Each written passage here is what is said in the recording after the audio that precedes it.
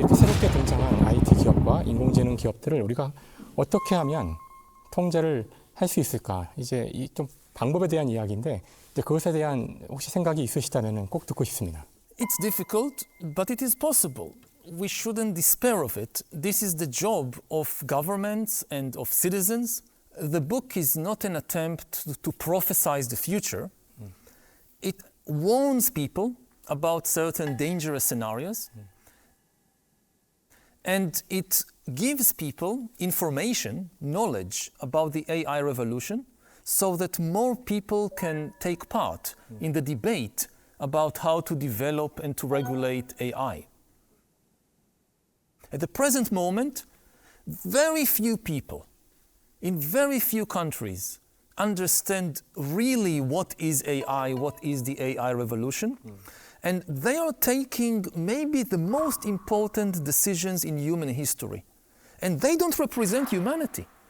They are just a very small number of people who are usually not even politicians. As you say, they are managing of companies. And this is very dangerous.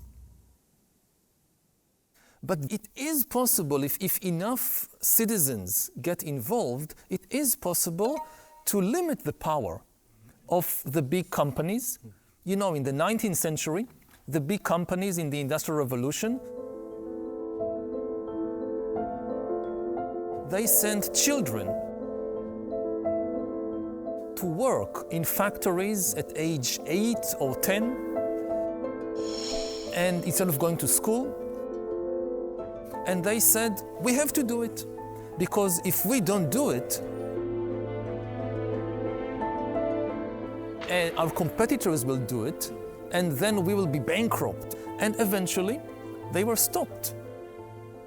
If you send them to school, yes, maybe in the short term, you will make less money, but in the long term, the country will have much more educated people, and it will actually be much more rich, not poor. So that more people in more countries understand what is AI, what is the AI revolution, and can join the debate, and together we can have a political process. One person or a few people dictating everything. We have an open conversation. Different people voice their views, their interests, and we can reach some, ideally, a consensus or a common agreement about what to do. 알겠습니다. 네, 정말 과학자 중에서도 물리학자로서는 딱 어울리는 질문을 해주신 것 같아요. Oh, yes, very much. 사실 물리학자들은 실제로 존재하는 세상을 연구하는 사람들이죠.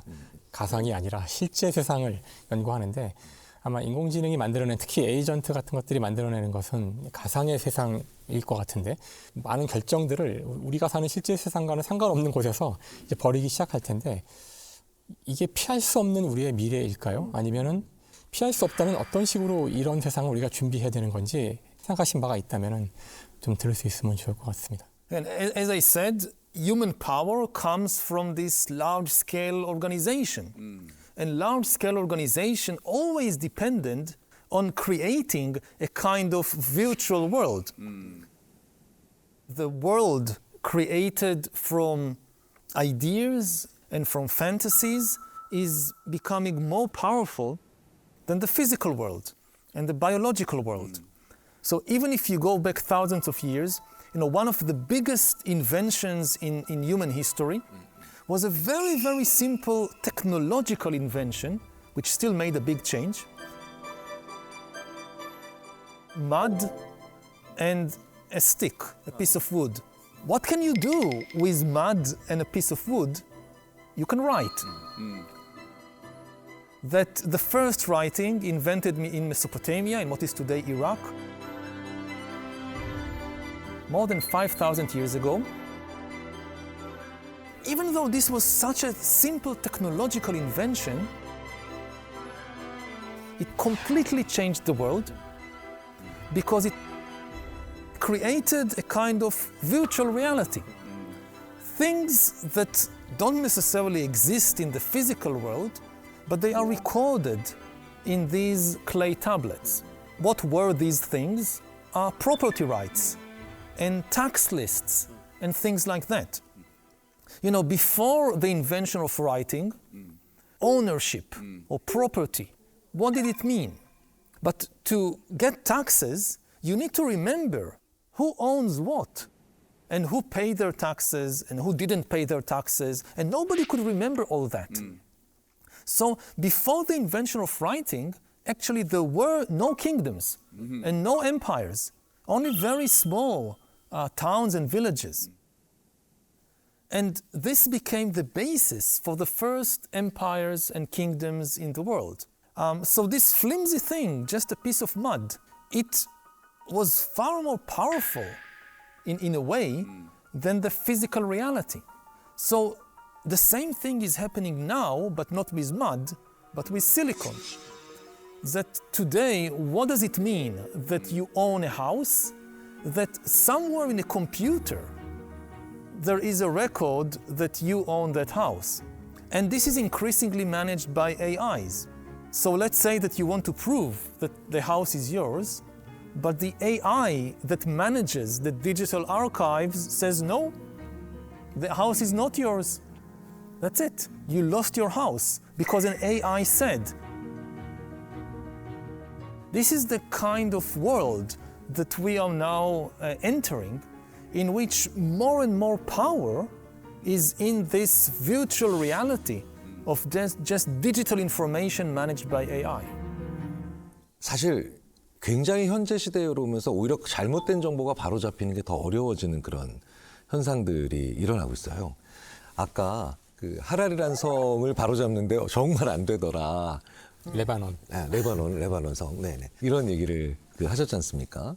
그러니까 AI는 굉장히 정확할 것 같지만 잘못되거나 아니면 틀린 정보는 점점 더 퍼져나가고 심지어는 음모론으로 발전해 나가는데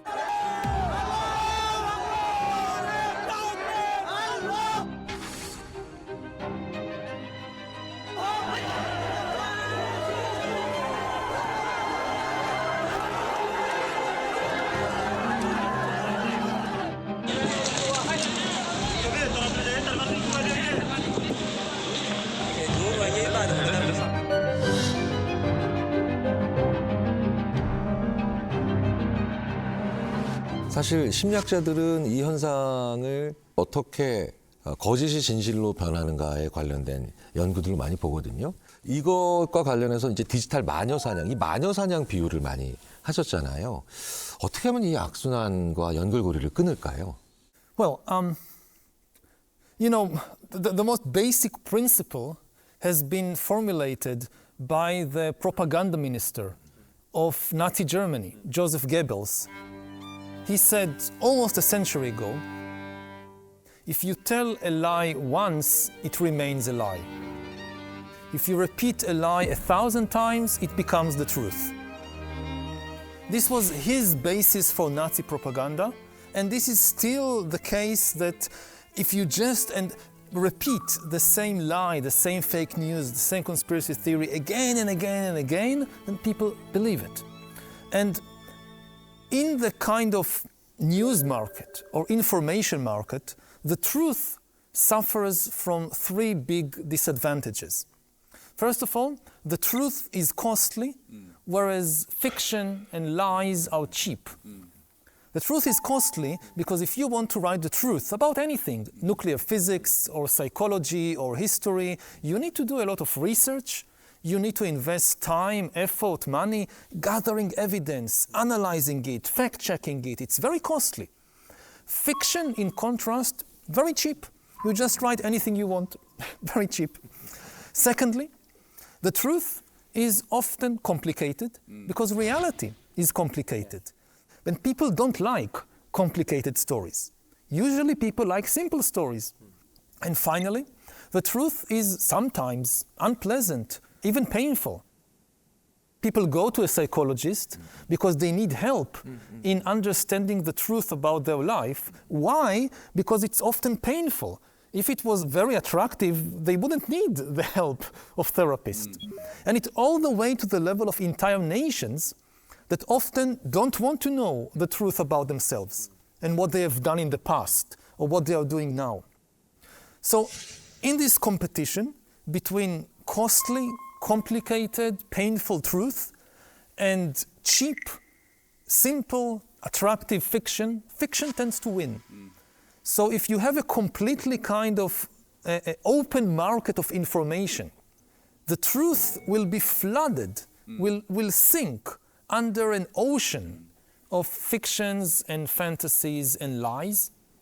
If we want to get to the truth, we need to give the truth help. One help is establishing institutions that are dedicated to researching the truth, even though it's costly and complicated. So universities and media organizations like newspapers and courts, these are three examples of institutions that are dedicated to the research of the truth. People sometimes, they say, we don't need these institutions. Why not have just kind of a free market of information? Everybody can say anything they want and the truth will float to the surface. It won't. It will sink to the bottom.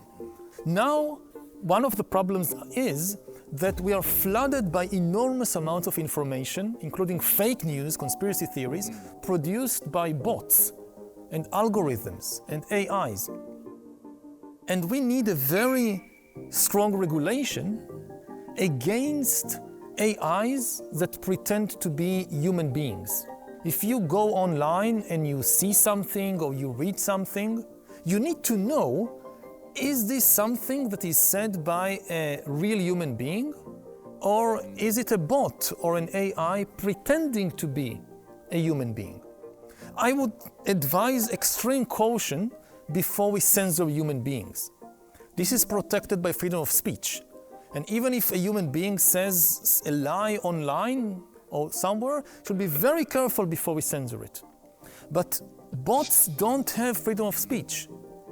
So we need to, as quickly as possible, have a very clear law that bots cannot pretend to be human beings and pollute our information sphere with these enormous amounts of fake information produced by fake people.